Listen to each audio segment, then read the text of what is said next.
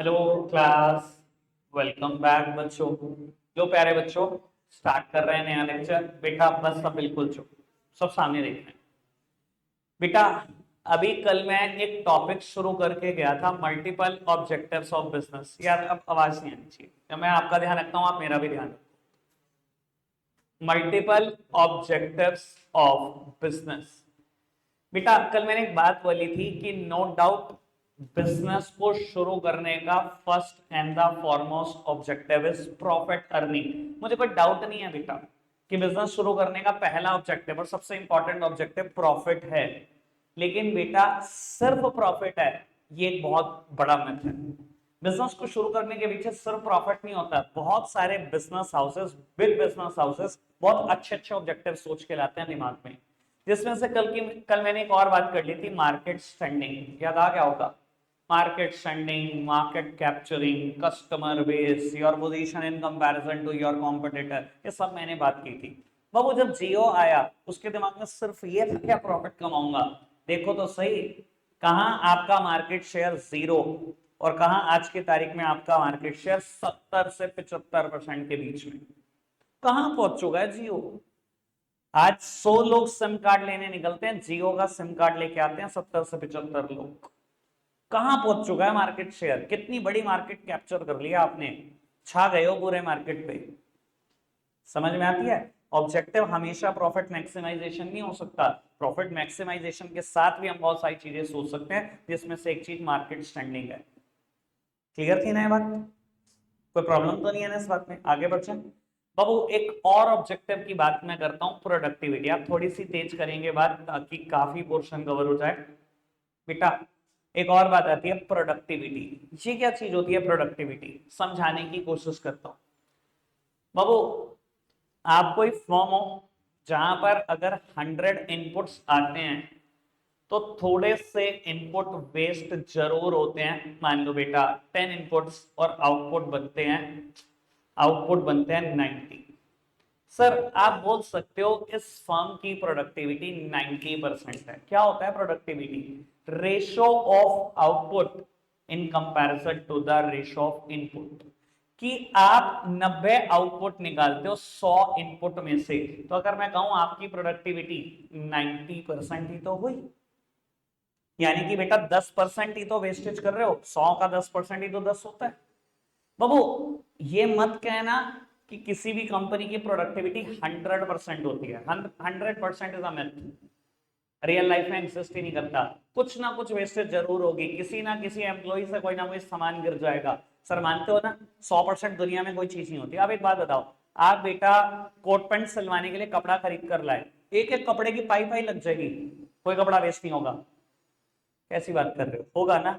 घर पर फर्नीचर बनाने के लिए लकड़ी खरीद कर लाए हो, सारी लग जाएगी, इतनी सी भी लकड़ी वेस्ट नहीं होगी। क्या बात कर रहे हो? टाइल्स लेकर आए हो, सारी की सारी टाइल लग जाएगी, इतनी सी भी वेस्ट नहीं होगी। Sir 100% is myth. वेस्टेज तो होगी होगी, तो मैं पक्का बोल रहा हूं आपको। एम्प्लॉय भी बड़े लापरवाह होते हैं, कई बार मशीनरी का फॉल्ट होता है, कुछ ना कुछ वेस्टेज जरूर होती है।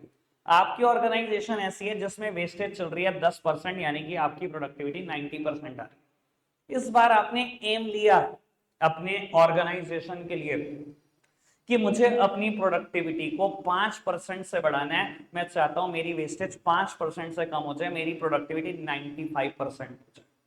यानी कि आप चाह क्या रहे हो कि अगर 100 इनपुट्स का यूज हो, 5 वेस्ट हो, 95 आउटपुट बने, तब जाके आपकी प्रोडक्टिविटी 95% होगी। सर ये मैं बहुत ज्यादा बोल रहा हूं। अगर आप एक ऑर्गेनाइजेशन हो जो मल्टीनेशनल कंपनी है या नेशन वाइड कंपनी है, अगर प्रोडक्टिविटी 1% भी बढ़ गई ना, करोड़ों रुपए के प्रॉफिट बढ़ जाएंगे।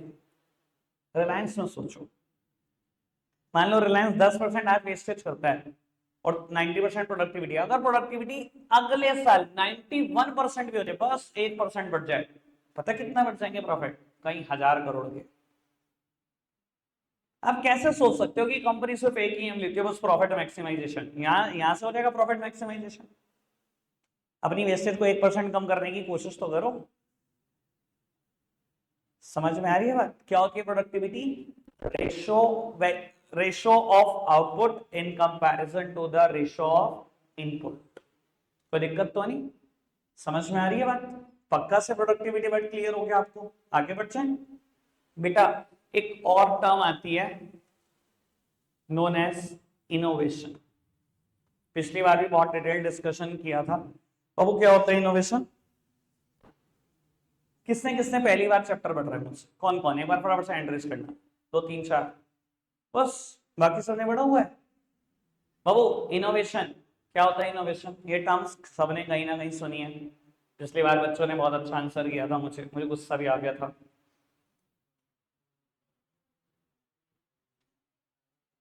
फिर वही पिछली बार भी थी ये गलती। पिछली बार भी बच्चों ने आंसर करा new idea, new method, new technology, और मुझे लगता है पहले 2 लिंक के लगाओ। अच्छा क्या बताओ, ये जो बार बार आप न्यू आइडिया करते रहते हो, अगर मैं खींच के 2 लगाऊं, मेरे दिमाग में बिल्कुल ब्रांड न्यू आइडिया है, मैंने आज तक नहीं मारा कि मैं 2 लगा ही दूं आपके, तो ये इनोवेशन है ना? तुमने ही कहा न्यू आइडिया एंड इनोवेशन। भाई इंडियन सी हो और इंडियन सी रहोगे मुझे लगता है। बेटा फॉरेन ऑथर ने 3 लाइन की डेफिनेशन दी, ठीक है, आपने 2 वर्ड काटे शुरू के, नाम चिपका दिया, वह मेरी डेफिनेशन है। यही करते हैं इंडियंस। उसने डेफिनेशन दी न्यू आइडियाज और न्यू मेथड्स और new technology of producing and distribution of goods and service is innovation. इन्हें बड़ी शुरू के दिखते हैं बस। बाबू नया आइडिया सोच के कोई भी गुड्स प्रोड्यूस करना, नया आइडिया सोच के कुछ भी गुड्स डिस्ट्रीब्यूट करना इज इनोवेशन। ये नया आइडिया कोई इनोवेशन नहीं होता ना लिखना। नया आइडिया सोच के कुछ भी बनाओगे इनोवेशन है, नया आइडिया सोच के कुछ भी डिस्ट्रीब्यूट करोगे इनोवेशन है, चाहे वो गुड्स हो चाहे वो सर्विस हो। फटाफट से 2 4 एग्जांपल का डिस्कशन करते हैं। देखो नया आइडिया सोच के गुड्स बनाने के एग्जांपल हजारों हैं, नई टेक्नोलॉजी के एग्जांपल हजारों हैं। भाई कीपैड फोन आता था, कलर्ड फोन आया, एंड्रॉयड आया, स्मार्टफोन आया, सब इनोवेशन है जी। 2G के बाद 3G 4G 5G सब इनोवेशन है जी, बिल्कुल है जी। ब्लैक एंड व्हाइट टीवी आते थे, कलर टेलीविजन आने लगे, फ्लैट स्क्रीन आने लगी, कर्व टीवी आने लगे, प्लाज्मा टीवी आने लगे, इनोवेशन है जी, बहुत सारे एग्जांपल हैं। पर बाबू नया आइडिया सोच के तो गुड्स बनाने वाली बात हो गई, नया आइडिया सोच के गुड्स डिस्ट्रीब्यूट करना भी इनोवेशन है। मैंने इस पे बहुत सारी बात की थी पिछली बार। बाबू Amazon एंड फ्लिपकार्ट ये कुछ नया नहीं बना रहे, ये नया आइडिया सोच के गुड्स को डिस्ट्रीब्यूट कर रहे हैं। क्या ये इनोवेशन है? इनोवेशन। और बाबू इससे भी latest example Zomato and Swiggy, restaurant नहीं बदले हैं, नया आइडिया सोच के गुड्स डिस्ट्रीब्यूट ही तो करने हैं वो। क्या ये इनोवेशन है? 100% केस में इनोवेशन है। बाबू नया पेमेंट मेथड यूपीआई, क्या ये इनोवेशन है? इनोवेशन। बाबू एक बात बताओ, आपको क्या लगता है कंपनी सिर्फ इस एम के साथ आती है प्रॉफिट मैक्सिमाइज कर लेंगे? अच्छा एक बात बताओ, अगर आप कोई इनोवेशन नहीं करोगे प्रॉफिट मैक्सिमाइज कर लोगे? एक ऐसे इंडस्ट्री का नाम देता हूं जहां इस टाइम कंपटीशन कट थ्रोट है, cell phone mobile phone industry. अगर आज सैमसंग कोई इनोवेशन ना करे, वही पुराने मॉडल अपनी जेड सीरीज, ए सीरीज, एम सीरीज चलाता रहे, क्या होगा? अभी भी आपको आइडिया होगा, ए सीरीज मार्केट से बाहर, एम सीरीज बाहर, चल क्या रहा है? S series. सर आप आज इनोवेशन रोक दो, आज ही खत्म हो जाओगे। वो प्रॉफिट मैक्सिमाइजेशन का झंडा लेके खड़े रहना, एक प्रोडक्ट नहीं बिकेगा। कंपनियां सिर्फ ये ऑब्जेक्टिव ले ही नहीं सकती हमें प्रॉफिट बढ़ाना है, कंपनियों को ऑब्जेक्टिव लेना पड़ता है कि मुझे कुछ नया करना है, मैं नया डिस्कवर करूंगी, नया प्रोडक्ट लेके आऊंगी मार्केट में। अगर सैमसंग जेड फोल्ड ना बनाए ना तो सेल अब आधी होने लग जाएगी, इतने लोग दीवाने हो चुके हैं जेड फोल्ड के और एस सीरीज के सैमसंग के। समझ में आ रही बात? अगर एप्पल अब कुछ और इनोवेट ना करे ना, जैसे वो कॉपी करने की आदत पड़ गई एप्पल को, 14 से 15 में कोई खास चेंज नहीं, ये 15 से 16 में कर दे तो शायद 17 खरीदने वाला ग्राहक नहीं मिलेगा। सर प्रॉफिट मैक्सिमाइजेशन एक हद तक ऑब्जेक्टिव ठीक है, लेकिन बिना इनोवेशन के प्रॉफिट मैक्सिमाइजेशन भी नहीं चलेगा। तो बाबू कंपनी आज की तारीख में मार्केट में आती है, बहुत सारे ऑब्जेक्टिव लेके आती हैं, जिसमें से एक कोर ऑब्जेक्टिव है इनोवेशन, कि मुझे कुछ मार्केट को नया देना है product. Fog no gas perfume market हिला के रख दी, सबने कॉपी किया उसको, सबने। इंडिया का फर्स्ट नो गैस परफ्यूम था, उसने एडवर्टाइज भी अपने आप को इस हिसाब से किया, सबको कॉपी करना पड़ा, सारी कंपनियों की जड़ें हिल गई थी। समझ में आती है बेटा बात? कोई दिक्कत कोई परेशानी तो नहीं? अच्छा सा समझ में आ गया? आगे बढ़ जाए बाबू। मेरे को बात करनी है एक और सोशल रिस्पॉन्सिबिलिटी पर, या पहले इससे भी पहले मैं एक और बात कर लेता हूँ, physical and financial resources. Physical and financial resources बेटा, किसी भी ऑर्गेनाइजेशन में ना 3 तरीके के रिसोर्सेज होते हैं। फाइनेंशियल रिसोर्सेज मतलब कैश और बैंक बैलेंस बेटा। फिजिकल रिसोर्सेस मतलब मेरी physical assets, it may be raw material और प्लांट एंड मशीनरी और लैंड एंड बिल्डिंग और मेरी फैक्ट्री, ये सब मेरे बाबू फिजिकल रिसोर्सेज हैं। और तीसरे तरीके के रिसोर्सेज होते हैं ह्यूमन रिसोर्सेज, मतलब मेरे एम्प्लॉइज, मेरे बोर्ड ऑफ डायरेक्टर, मेरे वर्कर्स। बाबू अभी ह्यूमन रिसोर्सेज की बात नहीं चल रही, अभी बात चल रही है फिजिकल और फाइनेंशियल रिसोर्सेज की। फिजिकल रिसोर्सेज मतलब मेरी वो फिजिकल एसेट्स, और फाइनेंशियल रिसोर्सेज मेरा अच्छा खासा कैश और बैंक बैलेंस। ठीक है जी बाबू। वॉरेन बफे सर का नाम सुना है कभी किसी ने? सब जानते हैं? थोड़े थोड़े जानते हैं, मुझे लग रहा सब तो नहीं जानते।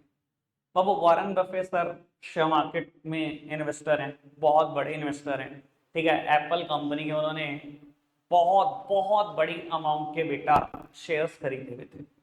ठीक है जी, और उनकी जिंदगी का एक ही प्रिंसिपल रहा है, जो शेयर खरीदो बेचो नहीं।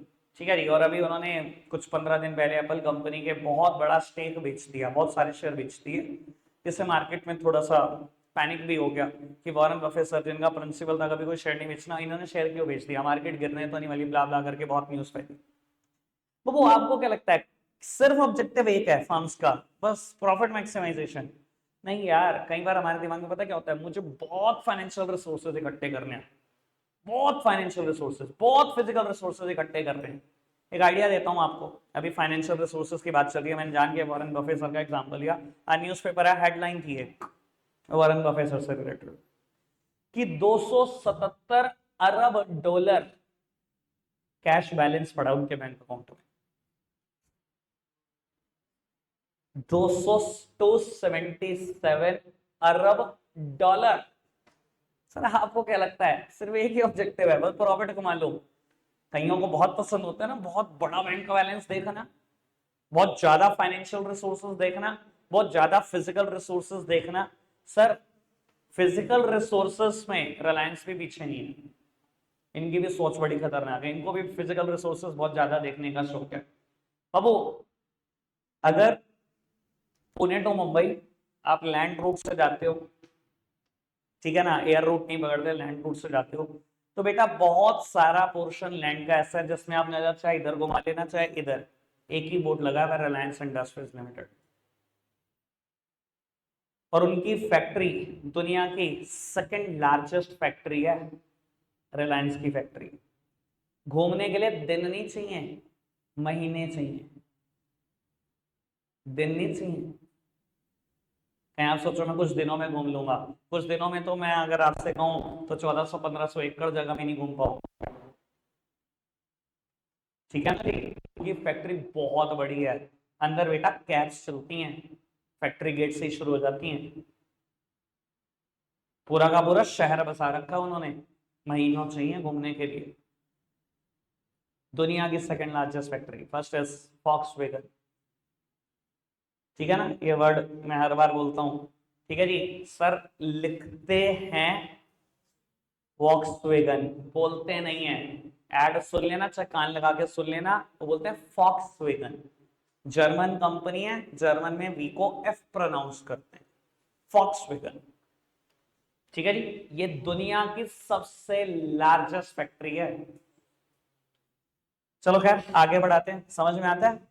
बहुत लोगों को मोहब्बत है फिजिकल रिसोर्सेज से, फाइनेंशियल रिसोर्सेज, एक बहुत बड़ा बैंक बैलेंस होना चाहिए। ठीक है, अब आखिरी बात पर आता हूं, सोशल रिस्पॉन्सिबिलिटी। सोशल रिस्पॉन्सिबिलिटी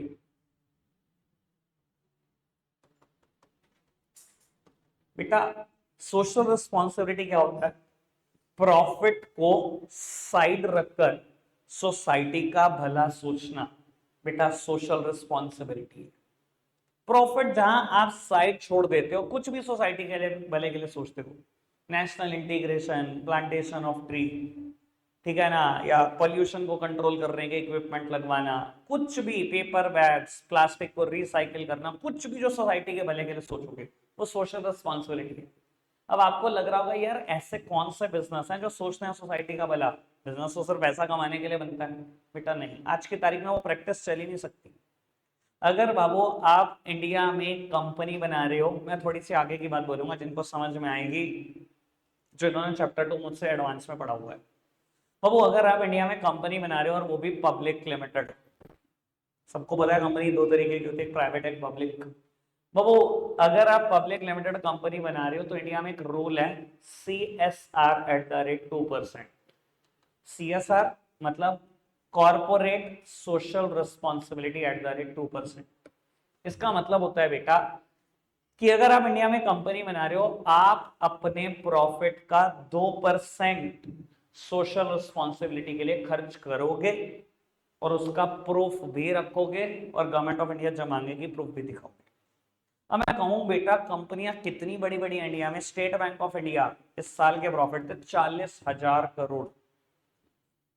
यार 2% सोचो तो सही, 800 करोड़। बहुत बहुत बढ़िया अमाउंट व्यक्ति है।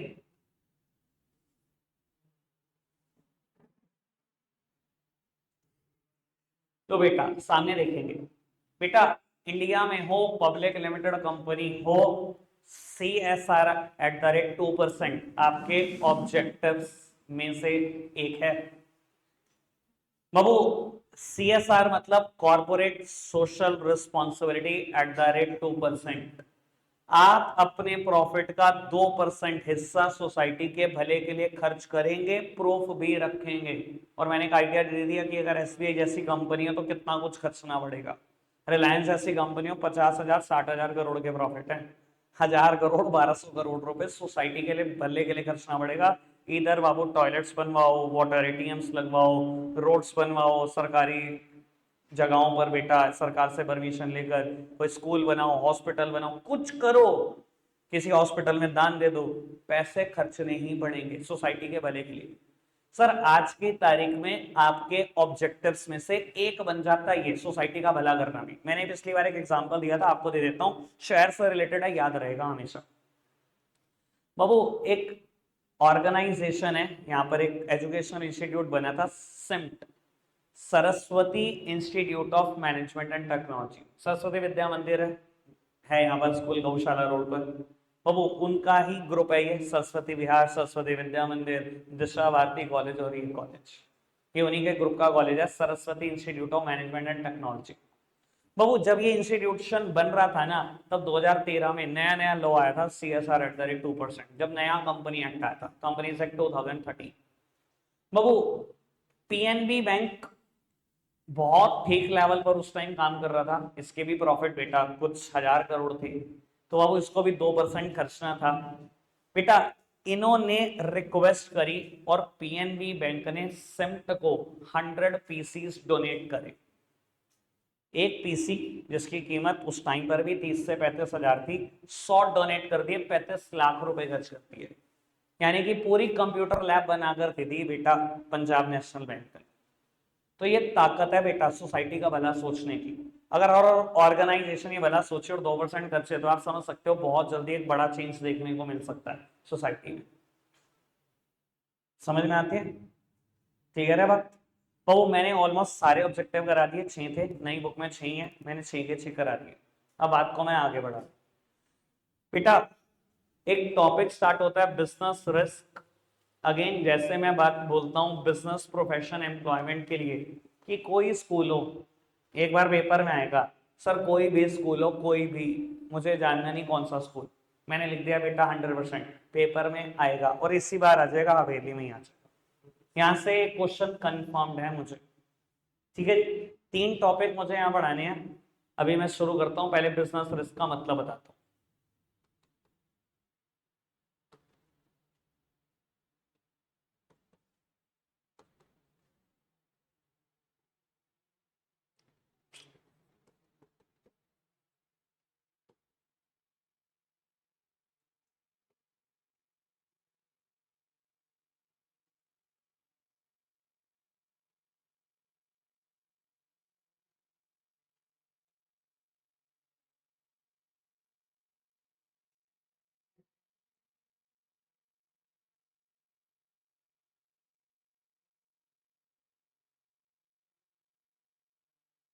लो सामने देखना बाबू, मैंने डेफिनेशन लिखी है बिजनेस रिस्क की ऐसे याद कर लेना, कन्फर्म्ड है पेपर।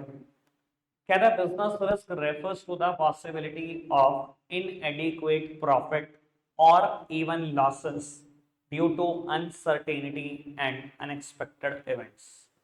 वो बिजनेस रिस्क क्या है? दुनिया कहती है, मैं पूछता हूँ बिजनेस रिस्क क्या है? भाई प्लेनली बोलते हैं लॉस हो जाना बिजनेस रिस्क है। भाई ढंग से समझो तो इनएडिक्वेट प्रॉफिट हो जाना भी तो बिजनेस रिस्क है। मैं कहता हूं आपने धंधा शुरू किया, 1 करोड़ रुपए लगाए और पहले साल का प्रॉफिट हुआ 1,000 रुपए। आप कहोगे नहीं ये रिस्क नहीं है, सिर्फ लॉस होना रिस्क है। भाई business risk refers to the possibility of inadequate profit. अगर आपको बिजनेस में एडिक्वेट या सफिशिएंट प्रॉफिट नहीं हो रहे, वो लॉस के बराबर ही है। 1 करोड़ लगाने पर रिटर्न कम से कम 8-9-10% तो एक्सपेक्ट करते हो। 8-9-10 लाख तो कमाओ एक साल के। अगर कमाई बेटा 1,000 रुपए रहे हो तो बाबू वो तो रिस्क ही है। तो बिजनेस रिस्क क्या है? Refers to the possibility of inadequate profit. उस सिचुएशन को बिजनेस रिस्क बोलते हैं जहां आप इनएडिक्वेट प्रॉफिट कमाते हैं या लॉसेस ही कमाते हैं। वजह क्या है? वजह बेटा इन दोनों में से एक है, या तो बाबू अनसर्टेनिटी की वजह से या अनएक्सपेक्टेड इवेंट्स की वजह से। ये अनसर्टेनिटी क्या होती है? Lack of knowledge about the future, that what will going to be happen in future. कि मुझे फ्यूचर में पता नहीं था क्या हो गया, इसकी वजह से मुझे नुकसान हो गया। वन अनएक्सपेक्टेड इवेंट्स, ये वो इवेंट्स है जो सोचते हैं हम दूसरों के साथ होते हैं, हमारे साथ कभी नहीं होंगे। यही वो अनएक्सपेक्टेड इवेंट्स है। ठीक है ना जी? बहुत सारे एग्जांपल बनते हैं, एक एक करके डिस्कस करते हैं। बाबू आप एक ऑर्गेनाइजेशन हो, फ्लूजेंस, मार्केट में फैशन चल रहा है नैरो बॉटम पेंसिल फिट। आप नैरो बॉटम जींसेस बनाए जा रहे हो, एक के बाद एक स्टॉक पड़ा है आपके पास, और अचानक से फैशन आउट होता है, मार्केट में बेल बॉटम दोबारा शुरू हो जाता है सर, और आपको स्टॉक क्लियरेंस सेल लगानी पड़ती है और औने पौने दाम पर आप अपनी जींसेस बेचते हो। सर लॉसेस हो गए ड्यू टू अनसर्टेनिटी। मुझे नहीं पता था ना फ्यूचर में फैशन आउट हो जाएगा, अनसर्टेनिटी की वजह से मुझे लॉस हो गया। कोई दिक्कत नहीं, क्या ये बिजनेस रिस्क है? ये बिजनेस रिस्क है। बाबू आप सही सलामत दुकान छोड़कर आते हो, शॉर्ट सर्किट होता है, दुकान पर आग लग जाती है, बिजनेस रिस्क है या नहीं है? लॉसेस हो जाते हैं ड्यू टू अनएक्सपेक्टेड इवेंट्स। एक ऐसा इवेंट हो गया जो किसी ने एक्सपेक्ट नहीं किया था। ठीक है ना जी? बाबू आप पेरिशेबल प्रोडक्ट में डील करते हो, आपने कोई पेरिशेबल प्रोडक्ट बनाया, मंगाया अपनी दुकान पर, जिसकी लाइफ एक ही दिन है, एक ही दिन तक स्टे करेगा, अगले दिन खराब। कोई फ्रूट है, कोई वेजिटेबल है जो पूरा पका हुआ है, एक दिन है उसकी लाइफ, शेल्टर लाइफ, एक दिन ठीक रहेगा, अगले दिन खराब है। बाबू आपने ये प्रोडक्ट मंगा लिया कोविड के इन्वॉल्वमेंट से एक दिन पहले, आपने थोड़ी सोचा था लॉकडाउन हो जाएगा, एक दिन के लिए सब कुछ बंद, प्रोडक्ट दुकान पे बड़े बड़े ही खत्म। रिस्क है लॉसेस ड्यू टू अनसर्टेनिटी। मुझे नहीं पता था ना फ्यूचर में क्या हो जाएगा। कोई दिक्कत कोई परेशानी तो नहीं? बात समझ में आ रही है? पक्का से बहुत सारे एग्जांपल बन सकते हैं, कोई एक एग्जांपल इस चीज का हो ही नहीं सकता। ठीक है ना? और बेटा हर बिजनेस में कुछ ना कुछ रिस्क है, रिस्क कभी खत्म नहीं हो सकते। आगे बढ़ाएं बात को। बेटा बिजनेस रिस्क के कॉजेस ऑफ बिजनेस रिस्क, क्या क्या कारण है बिजनेस रिस्क के? बेटा पहले कॉजेस, बस मैं एक की बात करूंगा आज और फिर आगे बढ़ेंगे। बेटा नेचुरल कॉजेस, या दो की बात कर लेते। नेचुरल कॉजेस क्या होते हैं बेटा? जो एक्ट ऑफ गॉड है बाबू। नेचुरल कॉजेस ये बेटा मैन मेड डिजास्टर्स नहीं है, ये एक्ट ऑफ गॉड है जो भगवान की वजह से हो रहे। बाबू इसमें कुछ भी हो सकता है, कुछ भी कवर हो सकता है, specially natural calamities, flood, drought, सूखा पड़ जाना, बाढ़ आ जाना, अर्थक्वेक आ जाना, ये सब नेचुरल कॉजेस हैं। कैसकी वजह से नुकसान होता है? जापान से पूछ लो, नहीं बता तो वो बता देंगे हर साल क्या होता है उनके साथ। अर्थक्वेक की वजह से हर साल जापान को कई हजारों करोड़ का लॉस होता है, कई हजारों करोड़ का। और इंडिया से पूछ रहे हो यार, नेचुरल कैलामिटी हमारे इंडिया में कोई कम है क्या? बताओ कौन सा ऐसा साल जा रहा है 2012-13 के बाद इस साल बाढ़ नहीं आई? एक भी साल ऐसा नहीं है। कभी उत्तराखंड, कभी हिमाचल। इस साल हिमाचल का हाल देख लो, हिमाचल ने क्या कुछ नहीं सहा इस साल। तो बाबू इंडिया में भी यही है। तो बाबू ये एक्ट ऑफ गॉड ही तो है। केदारनाथ बाढ़ आई भाई, कितनी दुकानें गई। मैं अभी बात नहीं कर रहा क्योंकि मैं बिजनेस रिस्क की बात कर रहा हूँ, इसलिए मैं ह्यूमन लाइफ की बात नहीं कर रहा। सर कितनी दुकानें चली गई 2014, 13, 14, 13, 13, 2013 केदारनाथ, कितनी बड़ी त्रासदी थी वो इंडिया के लिए। तो बाबू क्या नेचुरल कॉसेस की वजह से रिस्क अराइज होते हैं? मैंने भी एग्जांपल दे दिया, एक्ट ऑफ गॉड की वजह से बहुत सारे रिस्क अराइज होते हैं। देन बेटा ह्यूमन कॉजेस। ह्यूमन कॉजेस मतलब बेटा मैन मेड डिजास्टर्स, जो बाबू जिसमें भगवान का कोई कंट्रोल नहीं है, जो बेटा इंसानों ने खुद ही रिस्क को जन्म दे दिया। ठीक है जी बाबू, 3-4 एग्जांपल दे सकता हूं। सबसे पहले बात करते हैं स्ट्राइक्स या लॉकआउट्स की, फिर careless behaviour of employ, careless behaviour of employees, और फिर बेटा डिसऑनेस्टी। लोग उत्तर करते हैं बात। सबसे पहले स्ट्राइक्स की बात करते हैं। बाबू आप एक ऑर्गेनाइजेशन हो जिसका प्रॉफिट अगेन बात करते हैं 40,000 करोड़ के आसपास है, और बेटा आपके एम्प्लॉइज आपसे एक्सपेक्ट कर रहे हैं हायर कंपनसेशन, इंक्रीमेंट की डिमांड कर रहे हैं, और आप उनकी डिमांड पूरी नहीं करना चाहते। आपने इंक्रीमेंट नहीं लगाया, स्ट्राइक पर बैठ गए, और 5 दिन तक ऑर्गेनाइजेशन नहीं खुली। बेटा जिस ऑर्गेनाइजेशन का प्रॉफिट 40,000 करोड़ के आसपास है, यानी कि रफली बोलूं तो रोज का 110 करोड़ के आसपास आप कमा लेते हो, अगर 5 दिन ऑर्गेनाइजेशन चल नहीं रही तो मोटा मोटा 550 करोड़ का लॉस है ड्यू टू अनएक्सपेक्टेड इवेंट, और ये मैन मेड है। समझ में आ रही है बात बेटा? तो बाबू स्ट्राइक्स की वजह से भी बहुत सारी ऑर्गेनाइजेशन को हर साल कुछ ना कुछ लॉस होते रहते। देन बेटा नेग्लिजेंस और careless behaviour of employ. Negligence behaviour भी लिख सकते हो, केयरलेस बिहेवियर भी लिख सकते हो। सर वो सोच बड़े कम एम्प्लॉइज में है ना कि मैं यहाँ बिलोंग करता हूँ, सब कुछ मेरा ही है, मुझे अपना समझ के करना है। होता क्या बेटा ऑर्गेनाइजेशन में, बाबू आपने एक मशीनरी इंपोर्ट की हुई है जो बड़ी सेंसिटिव है, ठीक है जी, जिसका एक गलत बटन प्रेस करने से मशीन को दिक्कत हो सकती है। इंजीनियर आया, एम्प्लॉइज को ट्रेनिंग देके गया, बता गया कि इस पैनल के ही बटन दबाने हैं, उस पैनल की तरफ देखना भी मत, मशीनरी लॉक हो जाएगी, दिक्कत हो जाएगी। और एम्प्लॉइज ने क्या करा, केयरलेसनेस में उधर के पैनल का बटन दबा दिया, मशीनरी लॉक। अब इंजीनियर विजिट होगी, जर्मनी से वीजा लगवाएगा, जब आएगा इंडिया तब आएगा, तब जाके ठीक होगी। 15 दिन 20 दिन प्रोडक्शन बंद, मशीनरी लॉक रही, हो गया नुकसान ऑर्गेनाइजेशन को। आपके नेग्लिजेंस और केयरलेस बिहेवियर की वजह से नुकसान हो गया, और ये मैन मेड था। ह्यूमन कॉजेस का बेस्ट एग्जांपल। देन बेटा डिसऑनेस्टी, समझ सकते हैं, ईमानदारी में कमी, बेईमानी हो जाना, नियत में बेईमानी आ जाना, और ऑर्गेनाइजेशन को नुकसान दे जाना किसी भी तरीके से।